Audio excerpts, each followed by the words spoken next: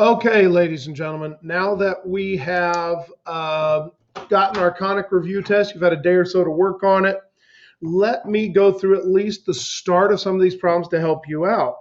So it says find the center. Well, now this is given in the general form. So we're going to need to first put it into a form that we can use. So let's go ahead and put all the y's together, put all the x's together, and let's move the 26 over to the far side. Okay, with that, take out the 3, gives you x squared plus 8x plus blank. We'll come back to that. Now, in this case, that 2 is a plus, so it's plus 2, parenthesis, y squared minus 2y plus blank equals, and we still have negative 26. Now, in this case, you have cut this in half as 4, square is 16, but 16 times 3 is plus 48. Now here, cut it in half, you get square it and get 1. 1 times 2 is 2. So you should get 24 over here. So I have x squared plus 4, not x squared plus 4, x plus 4, the quantity squared, plus y minus 1, the quantity squared. And then this has a 2 here, this has a 3 here. Do the division. All right, 24 here, 24 here. So your final is x plus 4, the quantity squared, over 8, plus y minus 1, the quantity squared, over 12 equals 1. Okay, with that, it's pretty easy to find our center now. Now, to find our foci, well, what does a equal? What does b equal? Well, a equals the square root of 12 because 12 equals the square root of 12 squared. B equals the square root of 8. So C is going to be, because it's an ellipse, a squared minus b squared equals c squared. So you have 12 minus 8, which is c squared. 4 equals c squared. C equals 2. So if the center is at negative 4, 1, we can clearly graph it. Now, I know it doesn't say graph it, but graphing it's going to help us because which way does this go? Well, what's bigger? Y is bigger, so I'm going to go 2 each way. 1, 2 up, 1, 2 down. So negative 4, 3 and negative 4, negative 1 because, again, the bigger number is under the Y. Find the co vertices. Now, the co vertices are going to be the shorter of the two.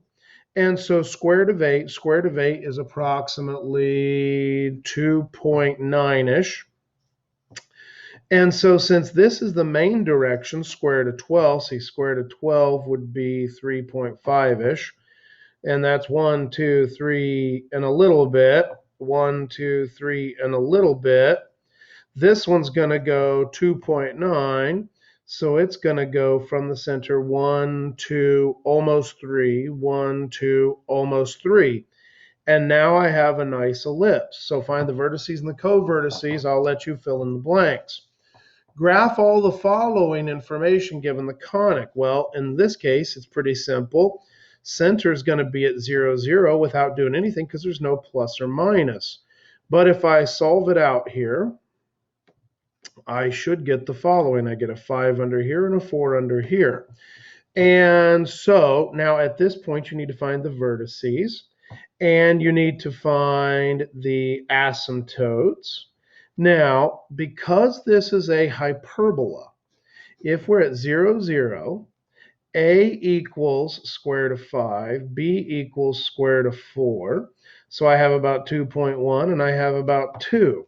Now, since x is first, it goes 1, 2, and a hair, 1, 2, and a hair, 1, 2, even, 1, 2, even. And so we have our box. We can get the asymptotes, and the slopes on the asymptotes are going to be up to over 2.1 plus or minus. So you can use that, and it opens this way. Now remember that if we're going for c values, because it's a hyperbola, that means it's going to be c squared equals a squared plus b squared. So 5 plus 4 is 9. C squared equals 9. C equals 3. So you go a full 3 this way and a full 3 this way, so you need to find the foci as well. So find all those key pieces of information. Now, in this case, it's exactly the same. It's just we have, this one is definitely going to be opening. Well, it's not centered at 0, 0. It's centered at 6, 9. So 6, 9. And it's going to open up and down because y is first. But it's going to work the same way as all these. So, moving on. If we have a standard equation of a hyperbola with foci here and here, conjugate axis of length 6, the first thing we do is graph it. So, where is the center going to be? Well, it's going to be at -2, -3, because that's what the foci were added and subtracted from. So 1, 2, 1, 2, 3. Now, because they're added to the y part, now 2 square root of 3, 2 times 1.7 is 3.4. Okay, so you're going to go up 1, 2, 3 and a little bit, 1, 2, 3 and a little bit down. So you know this hyperbola is going to open up and down. Conjugate axis, conjugate is not between the vertices. Conjugate's the other way. The one between the vertices is the transverse. So conjugate of 6, which means a b value of 3, because it's half the length of the conjugate. 1, 2, 3. 1, 2, 3. So if b is 3 and c is 2 root 3, that means a squared plus b squared equals c squared.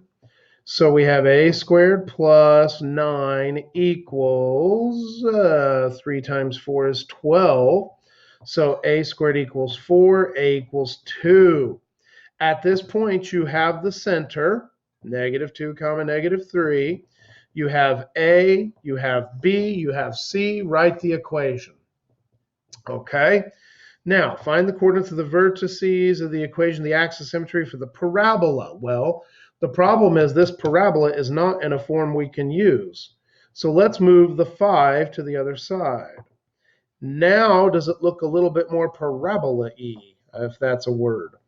Okay, so we need to complete the square. Well, what's half of 2? Half of 2 is 1. Square it is 1. But if I add 1 to one side, I must add 1 to the other. So I now have x plus 6 equals y minus 1, the quantity squared. With that, the vertex is pretty easy to see, -6, comma 1. Now, since there's nothing up here, that's just a 1. So what should be y minus k, the quantity squared, equals 4p x minus h. The 4p is 4p equals 1. Okay, so p equals 1/4. All right, so in our case, we're going to have the p-value of 1/4. At this point, you could graph it and find all the remaining pieces. Write the standard form of a parabola with a vertex here. Well, that's easy. X minus -2, y minus 1. Now, I don't know which one is squared yet, but I can tell by the focus. So if I graph this, if the vertex is at 1, 2, up 1, but the focus is at 1, 2, up 1, 2, 3, 4, that means this has to go up this way, and that value is 3. So if it opens up, that means I'm going to have 2 x's for every y. X squared there, 4 times 3. So now identify the conic. Well, there's only one squared term. That should make it easy. Identify the conic. E equals c over a. So if the c value is bigger than the a value, so the focus is greater than the vertex, the only type that has a focus greater than the vertex is going to be hyperbola. Now, the equation of a circle, x minus 2, quantity squared, plus y minus 7, quantity squared, equals, now, r squared. Well, if diameter is 30, r is 15, so you have 15 squared. Okay, at this point, now you're going to doing exactly what you did up here. for this problem, you're going to do exactly what you did at the first problem, except now it's going to be a hyperbola. So be careful of that negative. Equations of the asymptote, once you find A and B, those are the slopes of the asymptotes. And don't forget, y minus y1 equals m times x minus x1.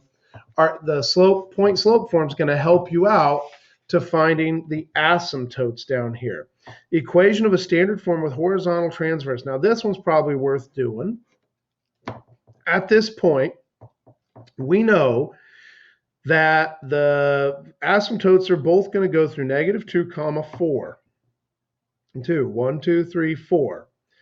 And from there, I'm going to go up 1, 2, 3, 4, 1, 2, 3, 4, 5. Down 1, 2, 3, 4, 1, 2, 3, 4, 5.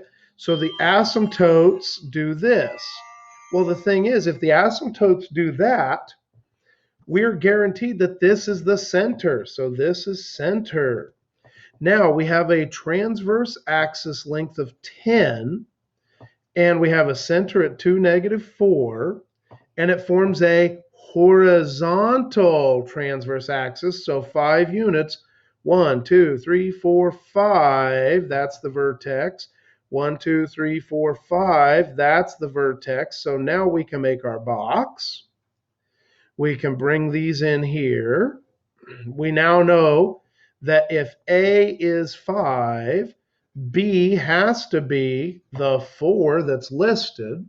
So now you can find C. All right, and find the coordinates of vertex of the axis of symmetry for this. Well, you're just going to have to complete the square. So y squared plus 4y plus blank equals -4x minus 12. So y squared plus 4y plus 4 equals -4x minus 12 plus 4. And at this point, you have y plus 2, the quantity squared, equals -4, parentheses x minus, or x plus 2. At this point, you should be able to find everything for that parabola. Now, for the eccentricity, remember eccentricity equals c over a. So here is a right here. A equals the square root of 8, because the square root of 8 squared would be this. So 2√2 is A. And you know B equals 2, so find C, and now you can find eccentricity. And there you go, another circle with radius and diameter. So with that, oh, by the way, diameter whose endpoints are here. So if the endpoints are 1, 2, 3, 4, 1, 2, 3, 4, 5, 6, and then 30, 18, where's the center of that circle? Well, it's going to be halfway between, so use the midpoint formula here to find the center. So midpoint equals center, and distance gives you diameter, and from that you can find radius. All right, so that ought to help you get worked through this section.